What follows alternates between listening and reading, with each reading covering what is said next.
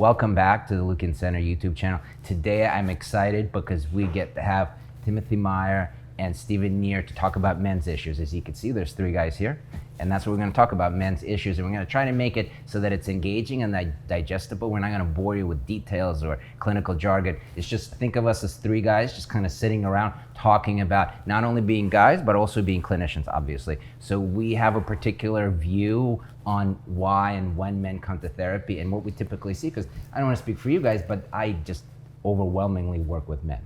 I see about maybe 20 to 30 patients a week, and I would say a good 75% of that number are men.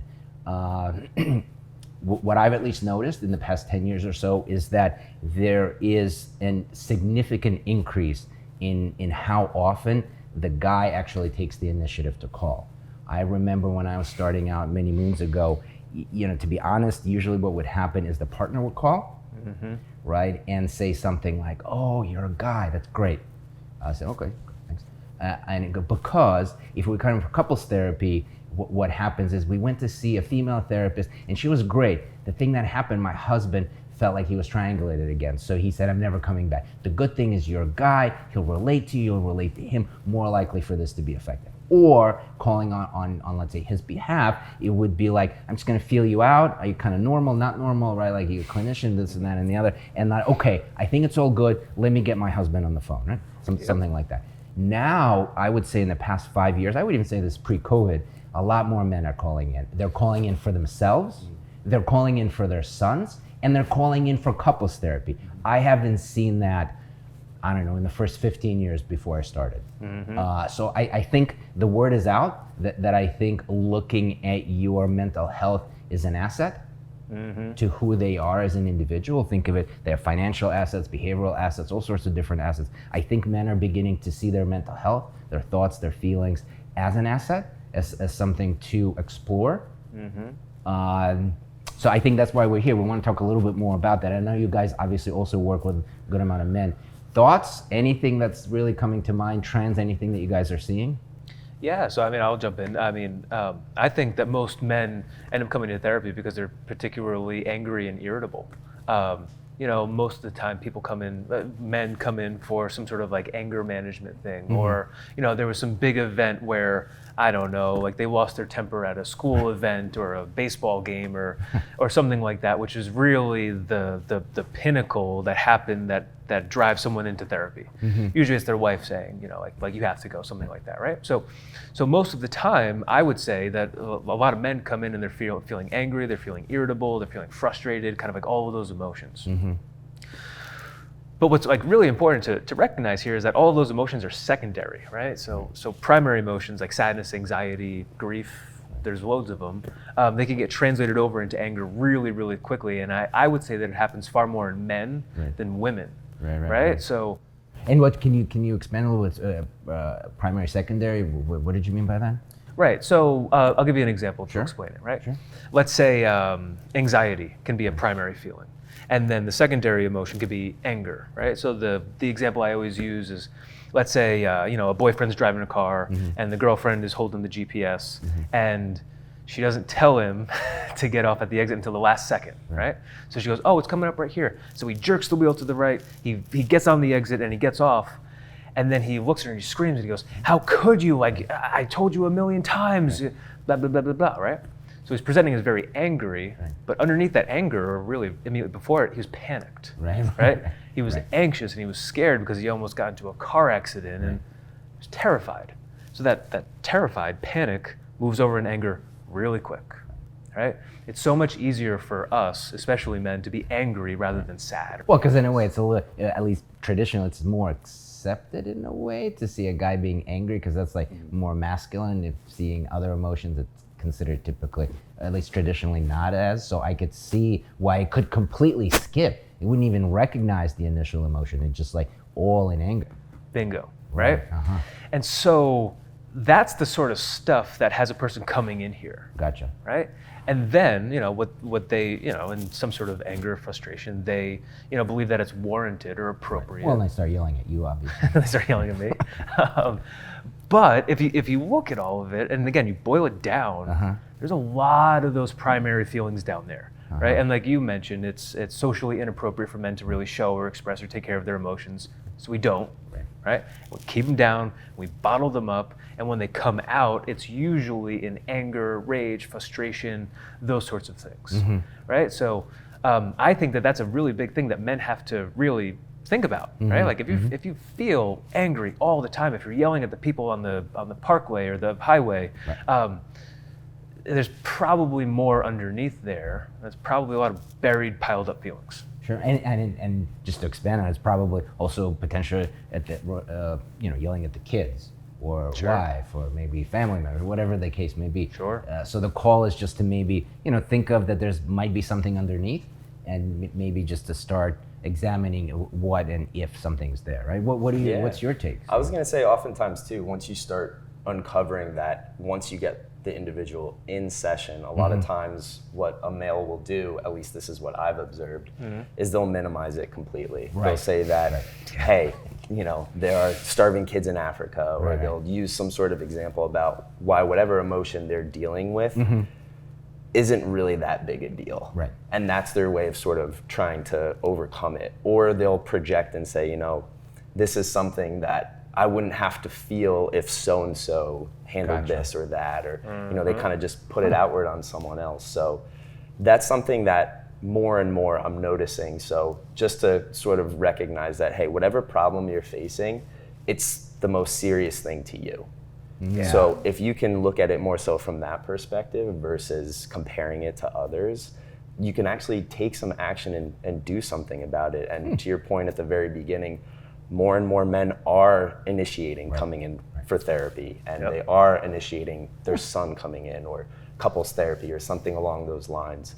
So really, if you're gonna take that step, really the next step from there would be to address it and actually, acknowledge and recognize how that primary emotion is really impacting you. What do you think is the gain of minimizing, like, oh, it's not that bad, or you're right, sometimes people come in like, I hear like, I can't even feel bad talking about this because there's so many people much worse.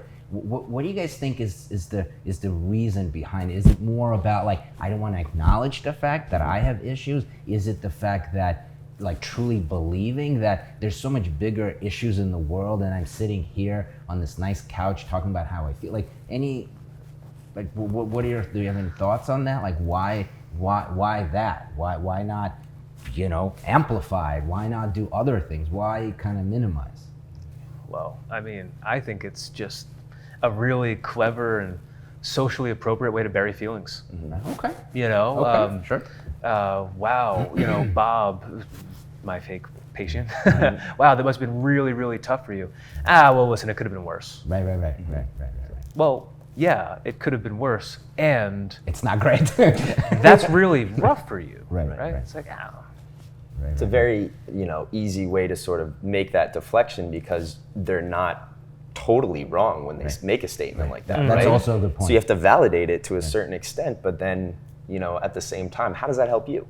Just because there are worse problems out there, quote unquote, how does that help you right now with, when you do blow up on your wife, or when you do have this outburst somehow? That's not going to help you at all. Really, just acknowledging what you're going through and what you need to do is what's going to help you. I've learned something today, because I usually don't know, because you're right, because you want to really acknowledge the other, but I usually say like, well, yeah, that's true, but like we want to focus on you, right, and what's going on for you. But saying you're right, like leaning into it, you're right, we're not starving, or we're not having ailments of other kinds. It's true, but it's not really helpful, because like you're blowing up on your wife, or you're drinking too much, or whatever the case may be. So I think that's a really cool takeaway. And one other thing I was thinking about is that if they're minimizing it in session, they're probably minimizing to their family members, to their wives, to their kids, right? So can you imagine, let's say if a spouse or a partner of that individual is watching or hearing this, right? They're thinking, like, yeah, that's right. He's minimizing, and he's saying that his drinking isn't too bad, or his anger isn't too bad, or his whatever, overworking isn't too bad. I could tell any words of wisdom for like the supporting people in that person's life, even if, let's say the guy's on the fence, he's kind of resonating with what we're saying, but on the other hand, it's like, I'm really not going to take a step to move forward. What if there's a significant other or family members watching? Any words of wisdom for them? I think kind of just where I would lead is sort of where, we just left off when it came to that validation at first, because I find oftentimes in communication, there will be this, but because you're trying to win your point. So that support individual might make a statement that's trying to provide more evidence to get the person in the door, when the other person is in this defensive position and they're not trying to, they're just going to play that game. And when it turns into that gameplay, it becomes, I'm on my side, you're on your side. So if the support can validate the emotion, they can empathize with that person and be able to, use that as a way to lead, the guard comes down. It doesn't become a you versus me. It becomes, okay, this person's on my team. And then once that's acknowledged, it's a lot easier to be able to have your words carry more weight and then, stimulate getting in the door. Yeah. No, I hear that. I'm gonna take that and run with it. That was, I think any sort of support person also needs to kind of look at the context in which men are living here, right? We're never encouraged to show our emotions. We're never encouraged to speak about them or talk about them or feel them or any of that sort of stuff, right? We get explicit and implicit messages all day long telling you not to feel your emotions. Right. I actually just saw a meme on Facebook that says one of the most attractive qualities in men is self-discipline. Right, so by that, I was thinking that's awesome. That's a great thing to have. But self-discipline implies rigidity, implies that you're not really kind of talking about anything else except showing a behavioral discipline, which is great. And also kind of, there's a subtle message of no one's then interested in how you think and feel, because they're interested in self-discipline. Yeah, and so I think any support person kind of needs to put themselves in those shoes. Right, and sort of recognize that this is very foreign to most men, and I think with that validation piece that Steve was saying, being able to put yourself in that perspective, in those shoes, and then maybe say to the person or the guy, I know that you're going through a lot, and I know that you feel a lot. You have a lot of stress. You have a lot of feelings. That's okay, right? Just being able to kind of meet them where they're at first, I think can really help walk sort of together through the door, although it might not necessarily be couples work, but you know what I mean.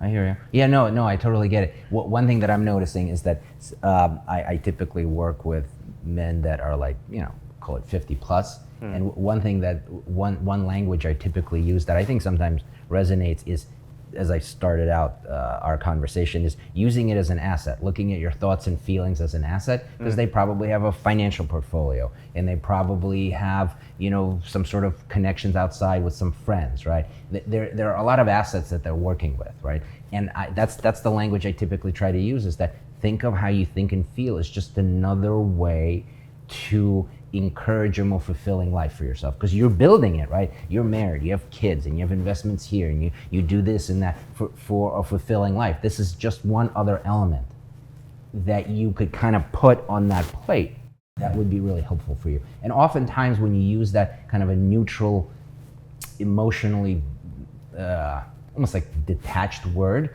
to describe what we're about to do, oftentimes I see a little bit of softening. So that's really my call to some of the guys that are watching.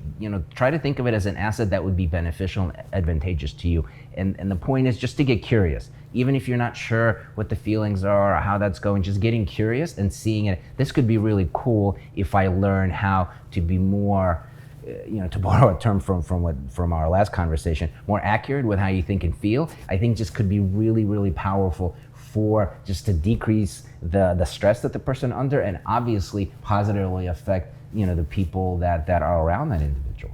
Yeah, I mean, it kind of helps you take control of your life. For sure. If all those piled up emotions are making you, get into fist fights and road rage on the side of the highway. Right. Probably not helpful. Or if you're minimizing it, or if you're using substances, or if you're using other ways to sort of minimize or deflect emotions, they're probably not helpful.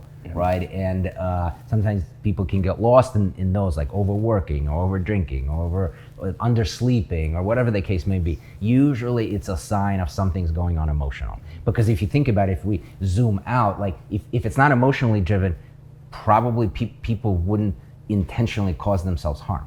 Right? I mean, you just put it that simple, right? If it's not unpleasant emotion driven, then if you zoom out, you probably wouldn't put so much poison in your body, right? That's just to kind of zoom out. Like if you're a robot looking at it, probably wouldn't do that, right? So it's just a call for all the people out there. Just do a little bit more introspection, seeing it as an asset, trying to look a little bit more underneath the hood to get a better sense of of what's going on. See if you're minimizing it, because I think that to your point, it's a big thing. I think implicitly or explicitly, we do get those messages. Yeah, I kind of want to. I want to see you share feelings, but also I need you to have self-discipline, and I need you to be consistent and stable, and this. So sometimes they are at odds with each other. Just at least acknowledging that there are different messages there, and I think could be really powerful.